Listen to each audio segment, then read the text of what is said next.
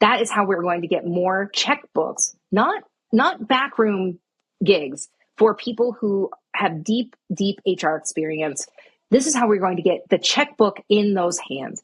And that is my goal. I really desperately think that our world would be a better place if we had more people who had depth of care and operational excellence and experience in building organizations who have had successful business outcomes in our industry. I really desperately think that this is what's needed, and we're starting to see it happen, and it makes me so happy.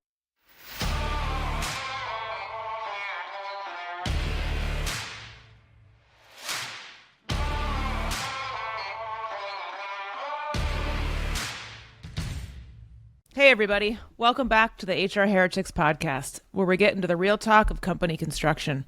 These are the conversations that happen between founders, chief people officers, and board members behind closed doors.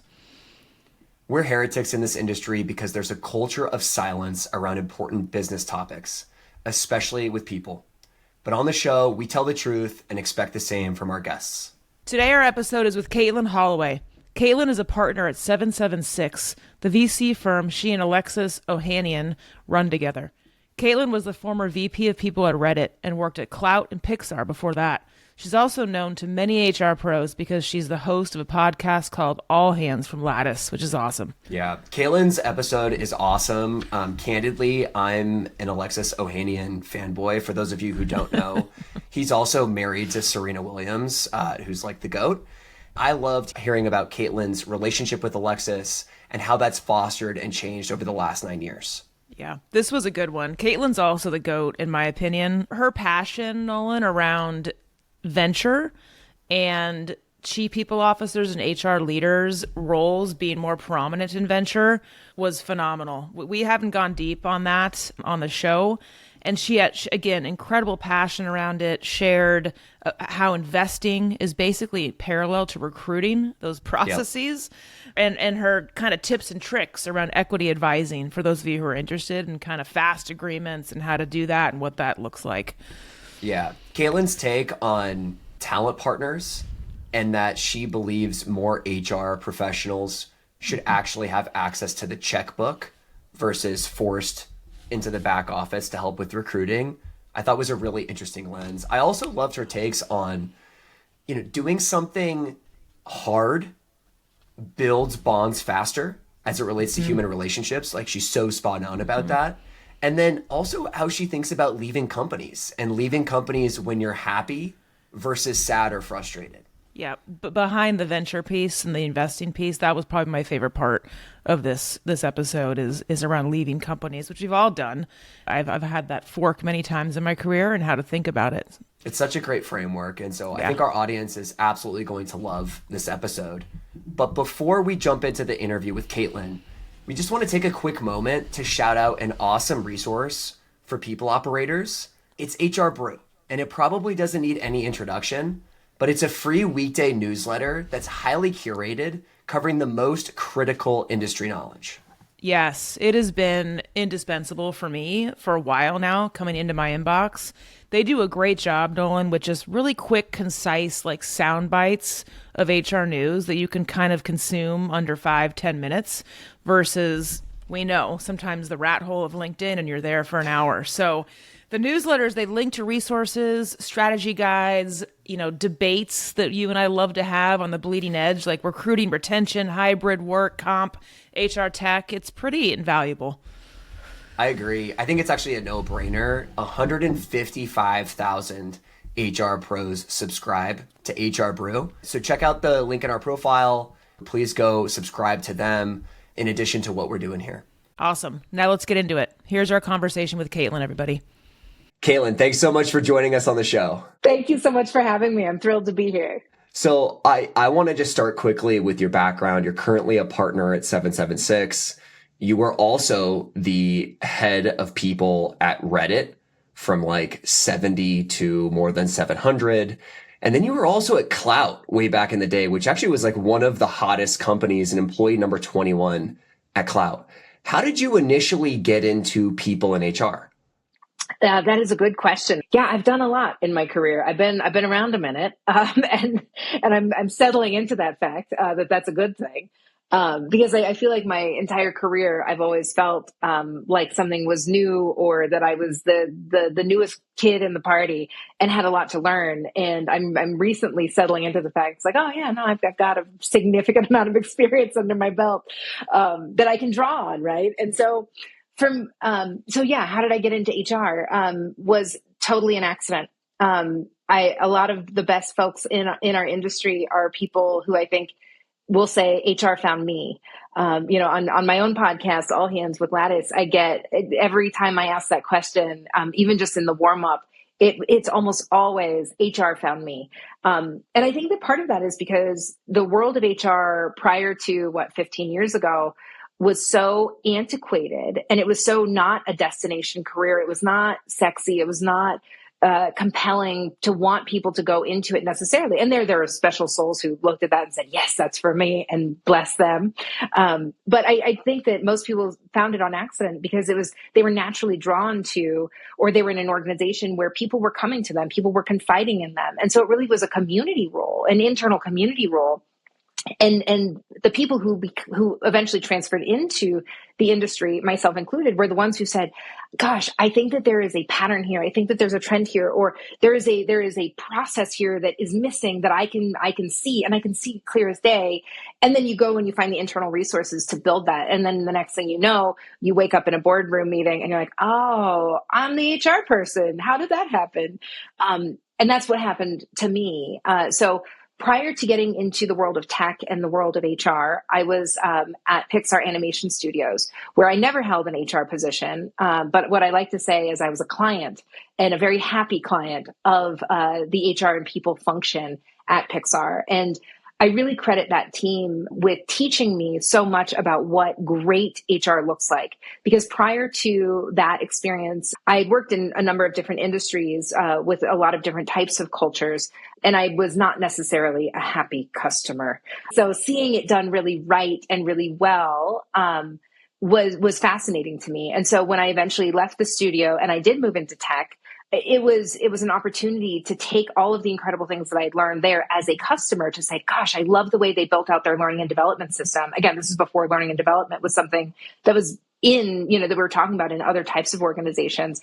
But Pixar was so well suited to be a pioneer in many of these spaces because they were such a creative industry, and they really, a big part of their culture and their value set was building outside of the system, right? And so I was able to say, looking at the Pixar University model, for example, they didn't call it learning and development. It was the Pixar University. And it's funny because it's called PU. And so you'd be like, oh, I'm going to my PU class. And the beauty of that program was they allowed anybody in the studio, regardless of your role, your title, your tenure, your salary, anything, could attend any course. And there were things, ranging from learning Photoshop, Photoshop 101, to fly fishing. They saw that you could develop deep relationships and move the business forward and unpack and discover creative ideas that could then be put into the film or put into a part of the process from all different parts of the organization. And so for me, that was not, we need to have a learning and development system. It was, how do we live the value? Great ideas come from anywhere. And so I was like, oh, that's one example of like, you are doing this so right. And I benefited from that from a growth and development standpoint. I learned so much. Then I was able to create internal opportunities for myself to try things and do things and build relationships with people that I otherwise would have never had that opportunity. And so when I left and I went into the world of tech, I was like, oh, I'm going to pack up my little backpack with some of those great things that I experienced, that little Pixar fairy dust, and I can apply them to young, budding, growing organizations that are just in that nascent, earliest stages, and then grow it. And so my goal was never to go into HR. My goal was to say, oh, that was such an awesome lived experience. I want other people to experience, and I don't care what my title is. And then, so I had the same experience where one day I woke up, 3 months into my gig at Clout, and I'd made up some title like Director of Creative Solutions, but I basically was the only non-engineer, non-product person. I was doing EA work. I was doing office management work. I was doing finance, HR. I was doing all of the things that no one else was able to pick up in the organization at that particular moment. And I was like, oh my goodness, it's HR. And then I was able to then articulate, because I had a great relationship and partner with the founder and CEO, Joe Fernandez, and he gave me the space to say, if you don't want to be traditional HR, what does this look like? And so he gave me the blue sky space to really create the job that I felt was missing, while still, maintaining and managing the important parts of compliance, T crossing, I dotting, making sure people were serviced appropriately, but not necessarily having that be the core part of my role. Katelin, do you think that, same, right? When we were starting out, and I'm old too now, but no one explicitly chose it. No one said, I want that. Do you think that's changed? Absolutely, yes. And I am so glad that it has. I am so glad that finally the work that is done by this function is being valued. It is being recognized, and not just financially, right? The compensation now it matches the importance, but it's also being seen in the boardroom. The addition of the person leading this function is now in most boardrooms, in at least in tech and early stage companies, and now later stage companies. We're seeing it in the public sector now as well. But also the joy, right? Sharing the joy of this work, and someone saying like, gosh, I was naturally kind of doing this. Maybe I was an office manager, and this work kind of started coming to me, and I finally feel like I have purpose and value. And so, yes, I think it's changed. I think it's awesome. Yeah, I agree. I was one of those who actually chose it, if you can believe it. But it was kind of by luck. It was like 1998. And one of my professors in college was like, what do you want to do? I'm like, I don't know. I like business, but not enough to take accounting. And I like people, but I don't want to talk to people on couches all day. And they said, have you heard of industrial organizational psych? And I was like, you're going to have to say that 10 times fast, Hey everyone, we'll be back in a moment after a word from our sponsors.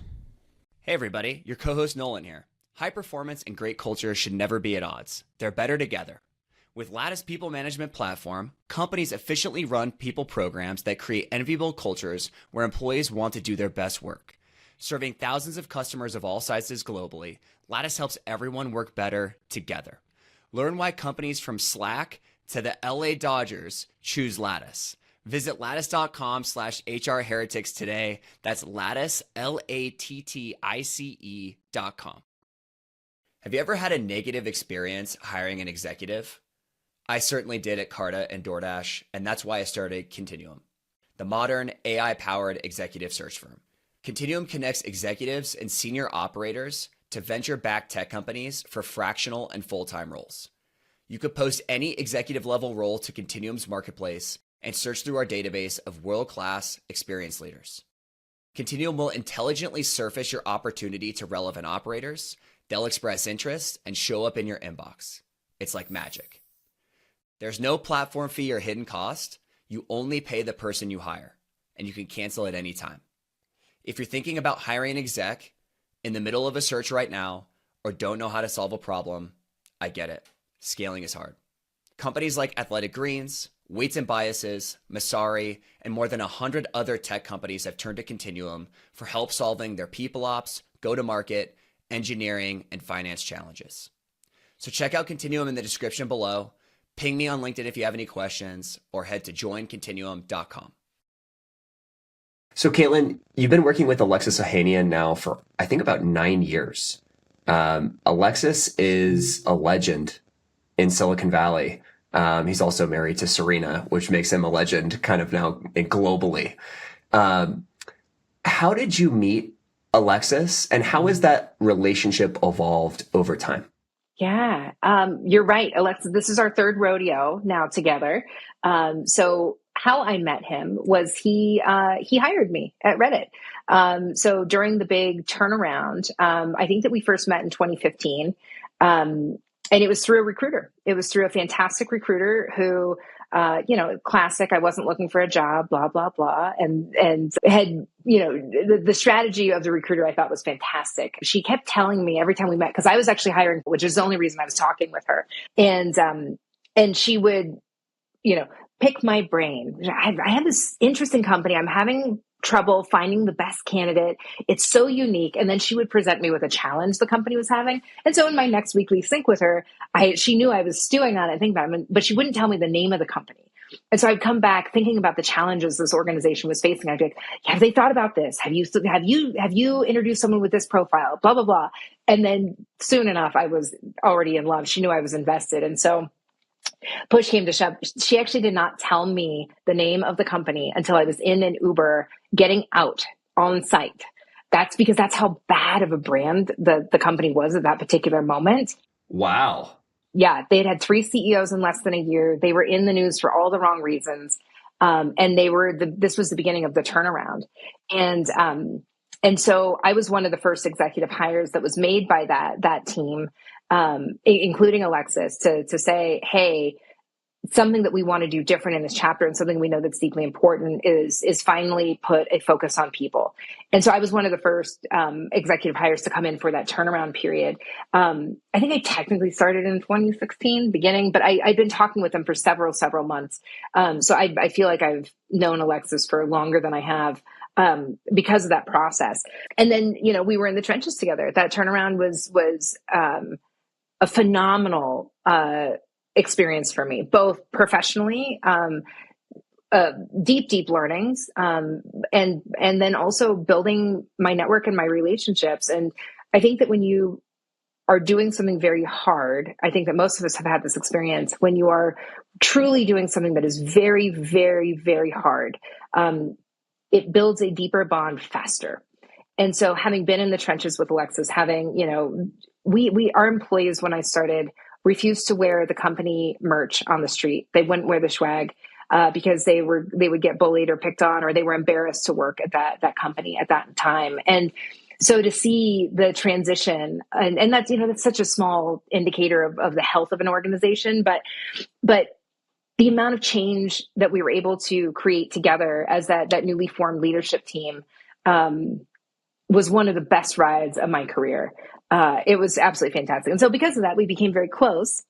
And eventually Alexis left the company again to go back to Initialize Capital, which was the venture capital firm he had started, even prior. He had been a partner at YC because he was in the first graduating class there with the rest of those interesting Silicon Valley kind of gang that have all, carved their own names into our textbooks of that chapter. And so anyway, we had stayed in touch, and because we had worked so closely together, and he was aware of my work, my service level, my quality, and the things that I'd done just by witnessing it, I became the phone a friend over at Initialize. So I began advising for portfolio companies over there. And I found that work to be absolutely joyful, because I was, very, very deep at Reddit, working very, very hard and closely with the teams across the entire company. After the company had been stabilized, which, collectively we were able to do fairly quickly, all things considered. And so I was now going very deep with the work. And so bringing on operators and bringing on different people to service different parts of the people and culture function within the organization. And so it was frankly really lovely for me to have that change in pace where, I'll take a 30-minute call or grab a quick coffee with a founder who is, coming to Alexis's door as their investing partner saying, hey, I have to fire someone. I've never done that before. And he's like, oh, you got to talk to Katelin. Or, ooh, we just got a new round of funding and we have to build our sales organization. I don't know how to structure it. Oh, you got to talk to Katelin. To like, oh, I got to break up with my co-founder. I don't know how to do that. And Alexis was like, talk to Katelin. And so that was how I began to get introduced to like institutional investing, was simply by having this wonderful, change of pace in my day. And I wasn't doing a lot of it. It was just enough to keep me, like, oh, that's cool.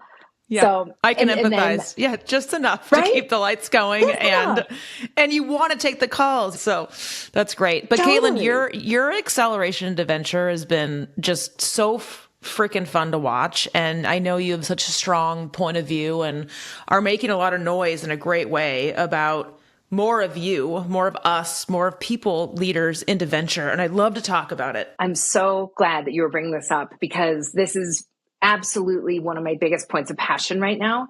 I feel so lucky to have entered the workforce within the people and culture sphere when I did. It was it was such an incredible moment and period and time of change. And I talk about it as, dragging HR out of the back room into the boardroom chapter of our industry. And to come in that as someone who wasn't, quote unquote, classically trained. I didn't, get my master's in, what was it, Kelly? Industrial organization. I can't say it once. Exactly. But it's awesome because the community that existed that predated, HR 2.0 was so open and willing and saying, yes, let's link arms. And so there was no us versus them when this moment of change, this need for, the change catalyst that had to occur to make that happen, not just for our industry, for the sake of our own career development, but really for the sake of business outcomes, right? And so beating my fists on the table around business outcomes, where this is not nice to have, this is not soft, fluffy, let's make the HR folk feel seen. This was about how do we augment business outcomes? And so what occurred to me, after I feel like we've had this major revolution, I'm bad with dates and time, but I would say this probably the shift really started to happen about 15 years ago. But where we are now is now it is just commonplace, which is exactly where you want to get, that the voice of human resources or people and culture is heard and reverberates throughout the organization. And that is inclusive of the boardroom. It is inclusive of the executive room. And so feeling like we had won, I was getting to the end of my tenure at Reddit, knowing that, there was a potential exit on the horizon. And having worked at a public company, having worked at a private company that then went public, I know that that's not my jam. And there are people better suited to lead that part of the organization than me. I knew that I was needing to make a transition. And I was looking down the path. I was staring at the fork in the road, and I thought, okay, I can go and run a playbook that I know and love and work that I'm deeply and desperately passionate about again. Finding another Reddit was going to be hard for me. I had such deep love and connection and care for that group and for what we had built. And so, there's always the fear of leaving something that is wonderful. But I will tell you this, in my career, I've always left my companies when I have been the most happy. Not when I've been the most sad or frustrated. And that has developed into incredible opportunity for me. And there's always some miss and some amount of regret, but that's not true. There's no regret. There is miss. I miss and I yearn for certain times and certain chapters. But the best part about leaving a company is you've still got to take the best parts with you, which are the people and the relationships, right? And so I say that to say, if you are thinking about it or you are concerned, go. If it's in your heart, go. It's so funny. I agree. Like whenever I've left, it's usually been on that, and it creates a different dynamic. It's almost like you're still there, right? Like that work continues. Those relationships continue. Those people from a company 10 years ago called me last week to help them with something. I mean, that's a very great way of thinking about it. And so it's not really bye, it's see you later. And let me just keep compounding these great experiences with the next ones versus kind of sitting there till the bitter end. I mean, Seinfeld went out in a high. I still watch it. Totally. That's a great analogy. Because it's so easy to get stuck in the trap of maybe this thing has evolved or changed for me and it's not serving me anymore, but I love so much about this part that I'll hang on. And so I think it's about, there are two things for me that have helped those transitions be successful. One is trying to do my best to be self-aware about my needs and where my needs are being met. And so in the example of, I was starting to advise for Initialized Capital, and I found myself drifting more towards thinking about those companies and those relationships. So I was like, that's a sign. So when it became more than just this is a lovely distraction for, a half hour a week, to I really want to go deeper with that person, or I want to take 2 or 3 calls this week. So that was an indicator for me that something was shifting in myself. And then the other part was really being able to have a great dialogue with your leader, right? With the person that you are working and serving within that organization, and to be able to have those conversations, say like, I'm having these thoughts and feelings, or, I know that I'm not best suited to take us through IPO. I can get us to this point very effectively, but I want to be really honest, for, again, business outcomes, I want the best person leading this. And so those are two things that have helped me identify when to leap from the top of the roller coaster as opposed to fall off of the bottom. I can go in-house and run this again and do the work that I love. And I may find a hitter, I might not, who knows? And I'm willing to roll that dice if that's the work that I think that I'm supposed to do now.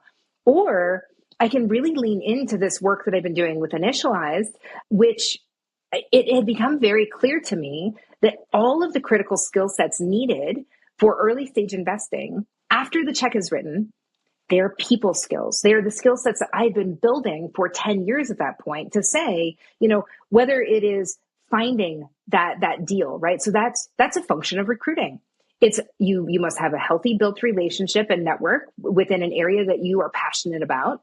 And so for me, it was HR technology. So I had started angel investing along the way, which was something worth calling out. I was both advising for Initialize, but then also nurturing my own personal portfolio because I was deeply passionate about the tools and technology needed for me and our industry so that I could spend my time doing the work that I love most, which was the creative, strategic, empathetic work. And so I needed technology to enable that so that we could scale. And so I was like, wow, after you write the check though, so after you identify that founder or that company that you say, this is it.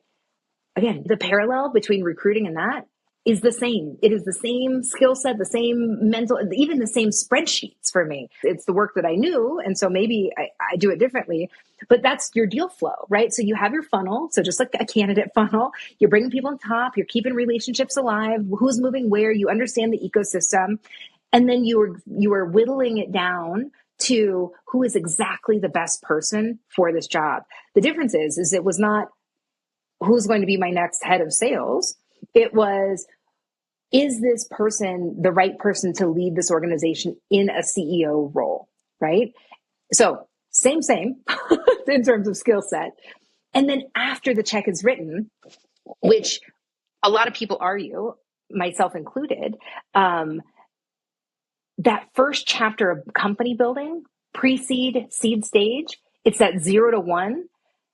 Almost all of those challenges are going to be people challenges. Not all. You have to find product market fit. There are so many components to that stage of business building, but so much of that is building early teams, functional dynamics of those teams, compensation. So how do I fairly compensate? How do I build my cap table with those early employees around equity? How do I deal with remote and distributed work? So, oh my gosh, I found a great person, but they're based in such and such, and I'm here. All of these things are the work that we are already doing. We're just doing it inside of one organization. And so it occurred to me as I was advising for a number of these companies and as I was developing my own portfolio, I was like, why don't more HR people work in venture?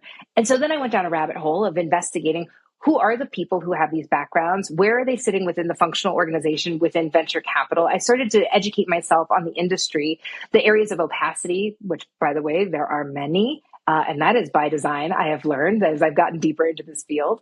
But what I discovered was the people who had the same skill sets as me were sitting in the back room. They are sitting in the back room and they are given the title of either HR, so internal HR, so they are leading HR for a venture capital firm, or they are called talent partner.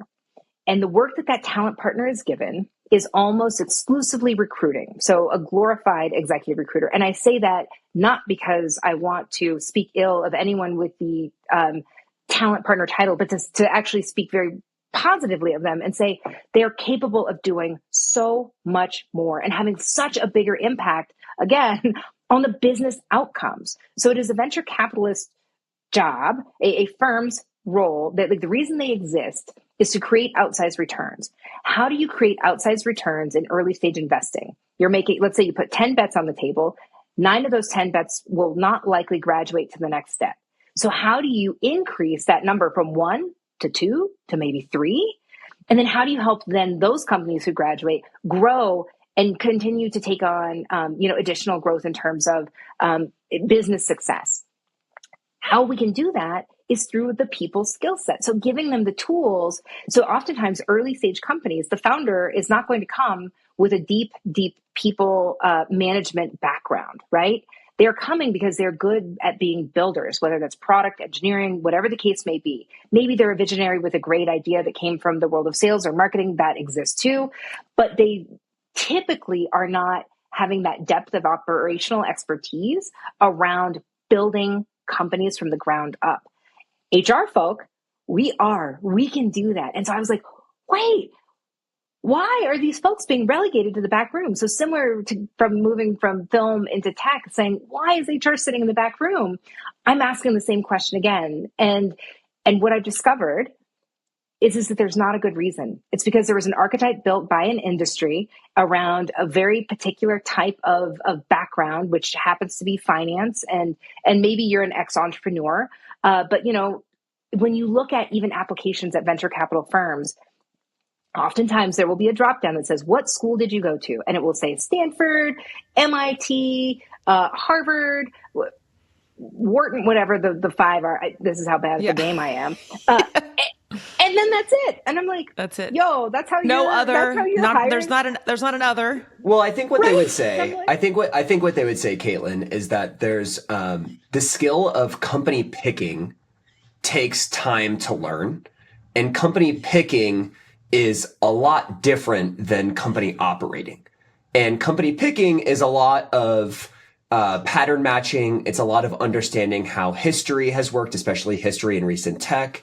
And so I'd say that's one skill set that I have personally heard. The other one is the Mark Andreessen quote, which I'll butcher, but it's something along the lines of like, most of venture is negative selection, and the positive selection of venture, the companies you really want to take your money, they have to pick you. And so this is where, like, you know, there's always this flight to quality, and you guys are a part of this at 776 for sure, but it's always like the Sequoias and the Andreessens and these 776s of the world that are thought of as these tier ones, to where good founders actually come to you and want you to write the check. And so that's where I'm actually curious to get your take on this, is how does an HR person crack in when that is what they're competing against? And before that, a point Noel and I like to spar a little bit, you know, if you haven't realized, but the picking, a lot of these, and Katelin, I love your thoughts on this, is picking the founder, right? I've heard oodles of times, and I agree with it. You're not investing in usually the thing or the widget. You're investing in that human. You're investing in that founder, which now we're back to recruiting and exactly what you talked about, Katelin. So I'd love you to weave that in too, but I do believe that. I believe that wholeheartedly. And I think that I want to make it clear. I think that this is a yes and. This is a, you know, we just need more perspective at the table and different skill sets at the table. So this is not, again, my intention is not to poo-poo on anyone. There's a reason that the Andreessens and Sequoias have landed their place as tier ones. And there's also a reason they are growing the teams now in this new chapter, as I think that we are at the precipice. We are sitting on this edge of shift and change. It is a platform shift. It is a seminal moment in technology and the broader ecosystem, the broader economy, the global economy, right? In this moment in time. So we're talking, it's January 2024. We are at the beginning of 2024. And the reality is, you know, we have an incredible technology shift happening. The advancement and accessibility of AI is going to have a huge impact on how we work, where our money goes, how it develops. This is not a debate on is AI taking our jobs, I promise. But that is a huge platform shift. We are at a seminal moment with that alone. But now you add to that, we also have the complexity of what's going on here domestically in America. It's an election year. There are so many things. And if we look back at last year and the amount of, you know, black swan events that even just came out of nothingness and nowhere seemingly, that changed and impacted the way we do business, is changing us. And so venture capital has been undisrupted, despite them investing in disruptive companies for, you know, the last several decades, is no longer working. And so, Nolan, I love that you bring it up, because what we are seeing in the more traditional venture capital firms is they are growing the part of their internal business that actually leans more on support than selection. And so the support teams, and, you know, depending on what flavor and variety of firm you're going to look at and dissect, is oftentimes the platform team. They call it platform, where they are bringing in, you know, tools and support, from different operational parts of the business. So they have robust advisor programs. They have very robust, entrepreneur and residence programs, things where people actually say, I know this and I've built this myself. And so I can give you real actionable support. I have big beef to pick with how those are currently structured. And I don't actually think that they will translate well into this new chapter. But I do think that one of the reasons that we stand out in a crowded market to say, please take our money, is because we have built our reputation around being product and people first. And because we have built ourselves out of that traditional box of you must have gone to Stanford and studied X, Y, and Z and have a deep, finance background, our team just looks different. When you look at our profiles and you look at how we've designed our not only our team, but our processes. And so, one thing that we built is called our growth and caregiving program, where we actually are carving out dollars for every investment we make into a pre-seed and seed stage company to actually support the human. And Kelly, to your point, the human who is building this, because founders are, they are strapped for cash, especially right now in this market. Everything is about reducing your burn rate. And so the last thing they're going to invest in is, heaven forbid, mental health. Heaven forbid, taking that date night and having a babysitter. All of these things that make us different is I think the new model. And I don't say that to toot my own horn or to pat ourselves on the back too aggressively. What you are seeing are more and more firms shifting the way they work and more firms emerging who are doing things differently. And because of that, that is how we're going to get more checkbooks, not backroom gigs for people who have deep HR experience. This is how we're going to get the checkbook in those hands. And that is my goal. I really desperately think that our world would be a better place if we had more people who had depth of care and operational excellence and experience in building organizations who have had successful business outcomes in our industry. I really desperately think that this is what's needed, and we're starting to see it happen, and it makes me so happy. Yeah. I mean, you're one. Jessica Neal at TCV is another one that immediately comes to mind. I was sitting next to her at dinner a few weeks ago and talking to her about her experience, and she has checkbook power as well. I want to quickly go back to what you had mentioned about the current operating model and you having a gripe with the current operating model, because I do as well. Right now, I think a lot of the tier ones have a very large staff of specialists, all the way from HR, recruiting, sales, marketing, engineering, product design, and the list goes on. And some of these staffs are massive, but disruption in venture is actually happening, I think, a lot faster than people realize. Founders who are at the growth stage right now are telling me, like, nobody's writing growth stage checks anymore. There's only a handful of companies that are really like Series B and beyond, like getting these things done. And I find that stage is really where the disruption is happening. And there's going to be a forced change onto these VC firms, specifically with how they're doing their operating model. What's your take, and why do you have a gripe with the way things are currently run? We do not have enough time for me to get on this soapbox, but I will try to summarize it by saying, I think that there is a ton of untapped talent that already exists in these folks, but they are siloed. So I literally, and I won't name them. There are several people I know who either have, a platform title, a talent partner title, an operating partner title, whatever they're calling it, that have so much more capacity and ability to help support companies, but they are siloed. So sometimes, and oftentimes, you have one partner leading a deal. They're the only one that has the relationship with that portfolio company. And so depending on what their background is, they're able to service and support in one small part of the whole. And so when they are like, oh, you're asking me for something that's outside of my area of expertise or something that I feel like I have real experience that I can support you with, I'm going to go to the back room. I'm going to knock on the door of the platform team or the operating partner team or the advisor team or the scout program team. And I'm going to say, hey, can anyone help so-and-so with such and such? And then you pass the baton. That person says, sure, I'll hop on a call. They get on a call. And guess what? They have zero context.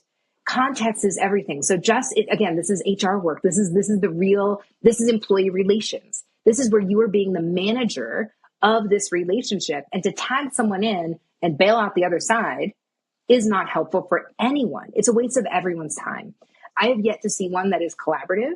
And this is something that I do think I'm starting to see a shift in, that I believe that Alexis was really a pioneer on, which was building our own operating system.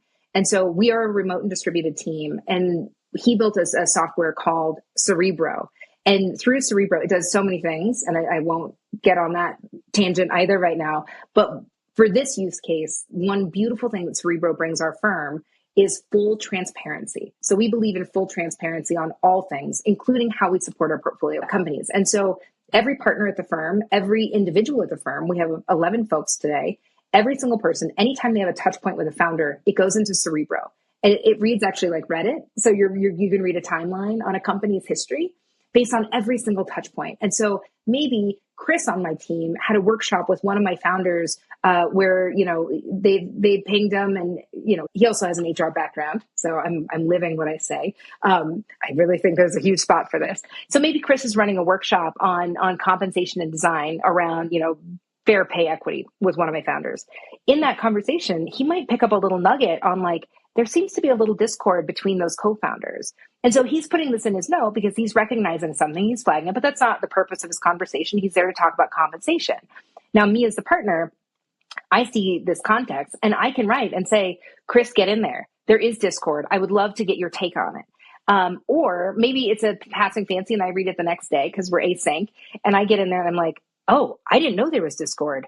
I need to get in there. Having transparency and unsiloing relationships is critical. So that's one shift that I think we're going to see. Software enables that, but just generally context is helpful. And then the second part is there is a power dynamic to the way these relationships are set up. The partner has the power, right? So that everyone wants to in venture, everyone's climbing the ladder to get to, I'm an investor, I have a checkbook, I have check writing autonomy and authority. Therefore, I am win and I am the best. That is wrong. That is wrong. No one human should not, I have to be very careful with my words here. I do not believe that is an effective way to operate to achieve outsized returns.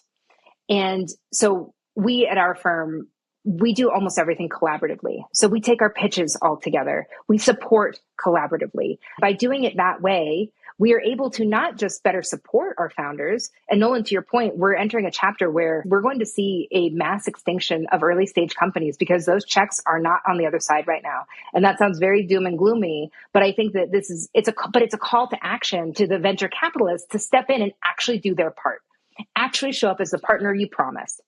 And keep the analogy going. I mean, one checkbook, one decision maker. It's the same thing as giving a hiring manager full autonomy to hire. Like, it's the same freaking thing, just to keep it going. Exactly. Yes. I guess, Katelin, the question for you, I'm just thinking of the audience here and what I'd want to know, right? You're a master at all of this. Your journey to get here has been long. Like, it could be daunting for those on the call. Like, ooh, what are 1 to 2 things that folks in the operating seat, maybe they're in the operating seat for a period of months or years before they think about this. What should they be doing now to have the confidence and the ability to be that army you speak of and replicate you, right? Because there should be hundreds of us at some point. What can they do now to get these skills? Best question ever. I love this because I actually have an answer. And this wasn't scripted. No, not at all. I pinky swear because I actually don't know that I've shared this anywhere. Awesome.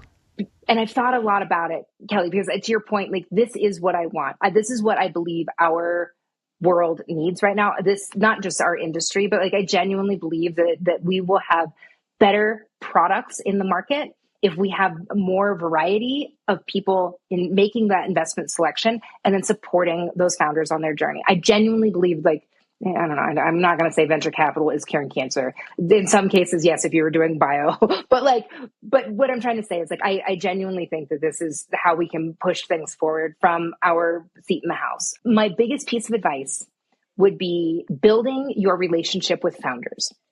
And I say that, and it sounds opposite than build relationship with investors or build relationships with venture capital firms. It's actually build your relationship and build your reputation with founders. So there is this unspoken NPS score between founders that say that person was helpful, that person was not.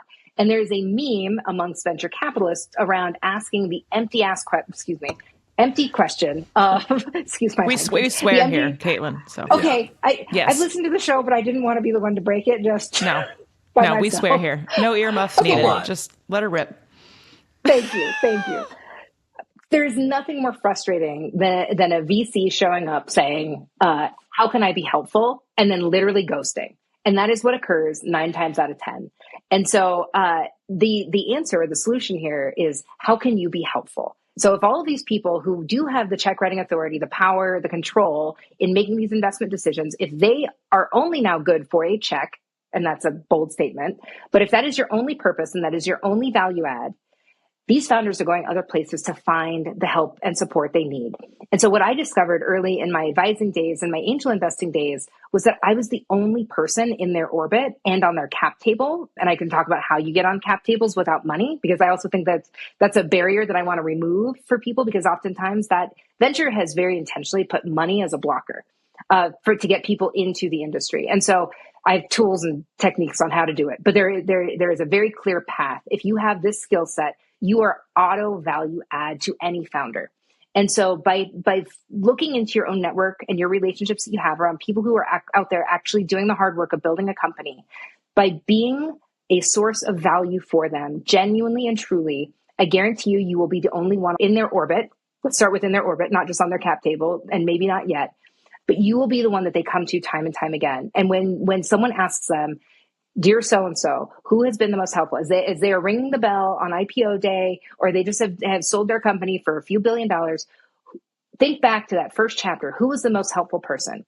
If it is your name because you coached them through how to break up with their co-founder, or you helped bring on their new COO who changed the name of the game at a milestone moment, that is your reputation, and that is your investor. That is absolutely your investor reputation and brand. And so start with the founders. They talk a lot. It is a tree system through the roots that is quiet, that we don't see and we don't hear. But if you can do that, eventually your name will start coming up in boardrooms. It will eventually start coming up as they talk to their investing partners. They're like, you promised me things and you have given me zilch point shit. This person over here actually helped me when I needed it. And then now the investor is going to say, who is that person? Why? And so that honestly was how I broke in, was by simply building my name and my reputation amongst the best founders in the world. Yep. I love it. I know Nolan has a follow-up. Yeah, let me build off that really fast, because like as a founder, I can hyper validate what you just said. I think the best advice I get is when it is coming from somebody who has deep experience in the thing that I need advice on. And then the second best advice I get is, I don't know, but I know someone that does, and I can put you in contact with them. And I find that the worst advice I get is when someone is trying to give me advice on a topic that they actually don't know shit about. And instead of saying, I don't know, like, let me connect you to the right person. And that is actually even more helpful when I get it from like, hey, I don't know this answer, because then I trust you more. Because if you're willing to tell me that you don't know something, but you know someone that does, and you're willing to make that connection for me, that is how you be helpful to a founder and specifically on the cap table. And I want to just quickly +1 on you for the dollars have been a barrier to entry. Nowadays with the AngelList RUV, you can invest in companies for as cheaply as like $1,000. And I always tell other founders to do the RUV and to get as many high quality people as you can on the cap table, because it is the highest amount of value per dollar. Because honestly, like, those are the people who you can pick up and basically use as your own personal expert network to go solve problems as the company scales. So I think you just completely nailed it right there, Katelin. And again, it's similar advice that I've heard that I give. I'm sure you all have. And what successful people operators are, they can work with founders. And most importantly, founders want to work with them, right? That brand follows you. And the venture is you're literally working with maybe 40 founders now, not 1 or 4. I feel like the venture world, Katelin, you agree or disagree, it's good news for me. Like, the last 15 years you mentioned, plus or minus, The people role has gotten very popular, very needed, much more respect, a table stakes business operator, equal peer role. I feel like the venture world is kind of just starting that same path, meaning we're kind of fighting right now, talent partner, recruiting. I've gotten a couple calls from VCs, and it's probably sometime in my future, but those random ones that pop out, well, we get it. I feel like 15 years from now, I hope every VC has one of us to do that, not just the recruiting side. So I'd like to simplify things in my brain, but I feel like that journey is the same one that we went through with freaking companies respecting people officers. It's just in venture. Exactly. It is coming, and I can feel it. I feel like the last few years, I think COVID really started to shift that investor founder relationship, and therefore is challenging the current system, and how things have been done historically. And I want to quickly go back to give one tactical piece of advice for people, going back to that money component of how do I become even an investor and build my own book. I actually became an accidental investor. I didn't know that I was actually building an angel portfolio, because the first 5 years of doing so, I wasn't spending a dime. I was an advisor. I was advising. I was getting, because friends would be building things, not even my direct friends, but Nolan, to your point, I was being introduced by someone who was being introduced by someone who was saying, hey, I think that she might have a connection for you. She might be able to help you. And so in doing that, I got really lucky by meeting founders who were very generous to say, wow, every time we get a coffee, I leave feeling inspired, and I feel like I have great tactical things I can go employ today. And I would like to give you equity. And in the beginning, I was like, well, whatever, fine, sure. And it was like, 5,000 shares, 1,000 shares, like little rinky dink things. And it was like, sure, fine. And then all of a sudden I started to see those build, and I started to see some liquidity. And this is coming from a poor kid who grew up with not very much. And suddenly I was going, wait, I put $0 in, and I just got a check for $10,000 for free. And then when I'm looking at it, I can go on my calendar and say, wow, in total, I had 3 hours worth of meetings with that person. That's a good use of my time. And so, right. And not all of them are going to hit. I'm not promising that, but I'm saying if you can build those relationships and then be in a position to where a founder is actually offering you money. And what I've learned also, now that I'm on the other side, is a lot of venture partners actually discourage founders from giving equity to advisors. They do. So I found because Makes oftentimes sense. they're friends from their college days or experience. Be like, oh, he was my frat brother, and then they aren't actually providing value, and then they're asking for equity, and there's this whole scheme that's going on that I'm not interested in. However, if you know that you have a good relationship with a founder or working within a company that is not yours, and you are spending your time and your energy with them, there is something, and I learned this from Jack Altman, who is the former CEO of Lattice, the founder of Lattice. He was one of the first founders to gift me equity just simply for showing up and answering his calls, whether it was for building the product or helping him internally. And I will forever be grateful to him for that. But there is something called a FAST agreement. So we've all heard of a SAFE agreement. It's the FAST YC way to do it. There is an advisor agreement that is equally as like, it's already been pressure tested. It's used a bazillion times. And so $0. And you can have an agreement with a founder.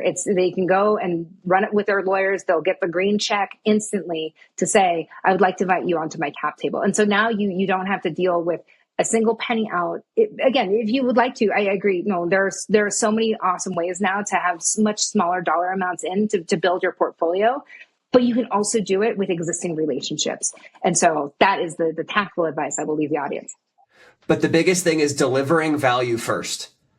You have to deliver value first, though. Yes, you cannot. Yes, 100%. And people get this wrong all the time. Like, this is like the number one thing I see wrong with people who like want to advise is they show up being like, well, how much are you going to give me? And it's like, no, that is not the way that this relationship works. It is you give a ton of free value, and then the founder says, I would like to invite you as an advisor on my cap table. That's the only way that this thing works. And that's where founders I've seen get rubbed the wrong way is they get introduced to a quote unquote expert.